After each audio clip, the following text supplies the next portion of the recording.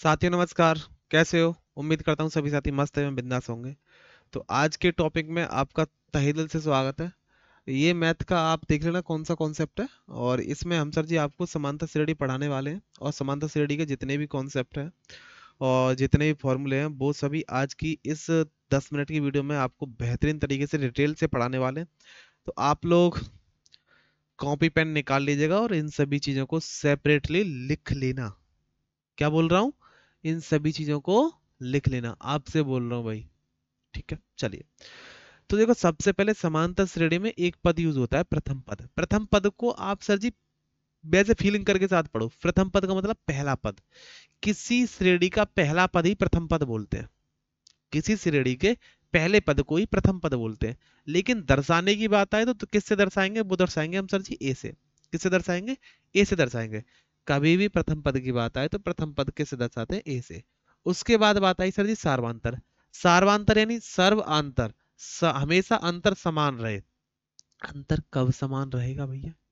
अंतर कब समान रहेगा भैया? तो उसके लिए आपको एक फॉर्मूला डिजाइन मैंने ही किया है। हालांकि मैं यही नहीं बोलूंगा मैंने, पर मैं देसी तरीके से बता रहा हूँ। तो इसका एक फॉर्मूला होता है, अगला पद माइनस के पिछला पद। जैसे मैंने आपको सर जी एक एपी दी, ये एपी दी मैंने सर जी एग्जाम्पल तौर पर।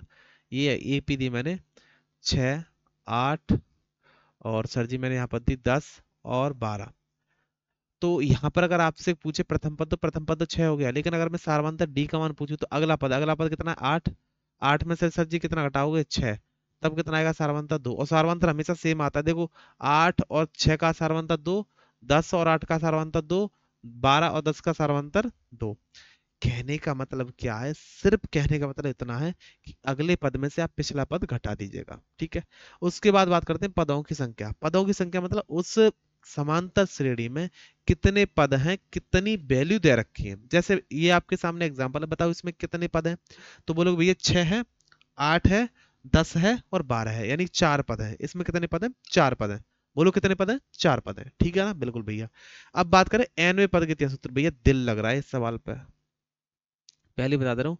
देखो, nवें पद के इतिहास सूत्र पूछे, एक होता है कि आपको पद देगा, एक होगा कि आपसे पद निकलवाएगा। तो दोनों बातों में अंतर है।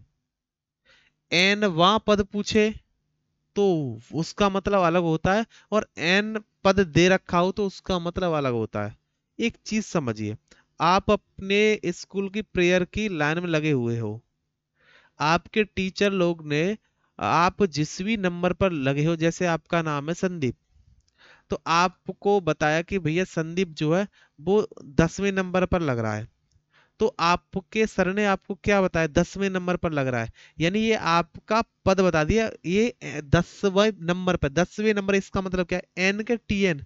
तो आप क्या बोलोगे? भैया ये है एन की वैल्यू, क्योंकि हमारे सर ने हमको 10वां नंबर बता दिया कि संदीप जो है 10वें नंबर पर लग रहा है। यानी ये वैल्यू है 10 जो दे रखी है वो एन की वैल्यू दे रखी है।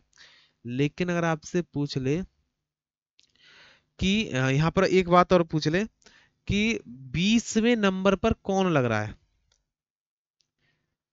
20वें नंबर पर कौन लग रहा है, तो वो किसकी वैल्यू हो जाएगी? ए एन की वैल्यू। नाम दे दे, एन की और ए एन की वैल्यू में डिफरेंस होता है। तो पहले ही बता दे रहा हूँ, टी एन और ए एन का सूत्र होता है ए प्लस के N minus one into d. किताब में ए एन में फॉर्मेट में है, लेकिन मैं इसको टी एन के फॉर्मेट में पढ़ाता हूँ। तो टी एन दे रखे हो चाहे ए एन दे रखा हो, आप सबसे पहले क्या लगाओगे? ए प्लस के N minus one into D. A plus के N minus one into D. और यहीं पर अगर आपसे पूछे अंतिम पद, अंतिम पद का मतलब क्या होता है? Last term. Last term, last का हमने एल उठा लिया तो उसका भी सूत्र यही हो जाएगा, ए प्लस के N minus one into d. बोलो, ए प्लस के N minus one into d. दोनों चीज क्लियर है दिमाग में? आंखें बंद करिए। प्रथम पद को ए से, सार्वंतर को डी से। प्रथम पद को ए से, सार्वंतर को डी से। और बात करें सर जी सार्वंतर का फॉर्मूला, सार्वंतर निकालते कैसे हैं? तो अगला पद माइनस के पिछला पद, अगला पद माइनस के पिछला पद। पदों की संख्या को सर जी n से दर्शाएगा, पदों की संख्या को n से दर्शाएगा। और nवें पद की क्या सूत्र पूछे तो हम उसको tn फॉर्मेट में मानेंगे। किताब में वो an की फॉर्मेट में दे रखा है, वो क्या है, a प्लस के n minus one into D. अंतिम पद का सूत्र पूछे तो l बराबर a प्लस के n minus one into D. ठीक है ना? ओके, ये चीज आपको याद हुई भैया? याद हो चुकी होगी। अब बात करते हैं आगे सूत्रों के बारे में। जब भी nवें पदों के योग के लिए सूत्र पूछे, अब उन सभी पदों को हमको जोड़ना है। क्या करना है? उन सभी पदों को हमको जोड़ना है। तो उसका सूत्र होगा n बट्टे दो, टू ए प्लस के N minus one into D, two A plus के N minus one into D, two A plus के N minus one into D. और अगर आपको अंतिम पद दिया हो तो उसके लिए कंडीशंस क्या होगी? एस एन बराबर एन बट्टे दो ए प्लस के एल फॉर्मूला। ठीक है, ये तीसरा वाला जो है, इस पर आप में तो हालांकि पूरा ही इंपोर्टेंट है, लेकिन इस पर मैं खास तौर पर इंपोर्टेंट डलवा रहा हूँ। एक नंबर का विकल्प कहीं नहीं गया। यदि तीन पद, यदि तीन पद A B C A P में हो, तब बीच वाले का डबल आगे पीछे के डबल के, आगे पीछे के योग के बराबर होता है। तीन पद एपी में होंगे तो उस कंडीशंस में बीच वाले का डबल आगे पीछे वाले के योग के बराबर होता है। बीच वाले का डबल आगे पीछे के योग के बराबर होता है। यानी टू बी बराबर ए प्लस के सी, टू बी बराबर ए प्लस के सी। ठीक है ना? कोई दिक्कत नहीं है ना? तो ये सभी सूत्र थे आज की इस क्लास में, और क्वेश्चंस आपको फिर बताए जाएंगे।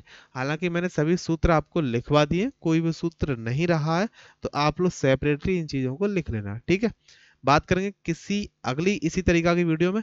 कॉन्सेप्ट पर बात चल रही है, कॉन्सेप्ट अगर आपके मजबूत है तो आप सवालों को बेहतरीन तरीके से उड़ाओगे, प्रॉमिस कर रहा हूँ। जब तक आपके कॉन्सेप्ट ही मजबूत नहीं होंगे भाई, कुछ नहीं कर सकते। ठीक है, बात करेंगे अगली वीडियो में। तब तक के लिए जय हिंद, जय मां सरस्वती, स्वस्थ रहिएगा और एकदम झक्कास लेवल से मेहनत करते रहिएगा। मिलेंगे किसी अन्य वीडियो में, तब तक के लिए जय हिंद, जय मां सरस्वती, स्वस्थ रहो, मस्त रहो और अपनी तैयारी करते रहो। जय हिंद।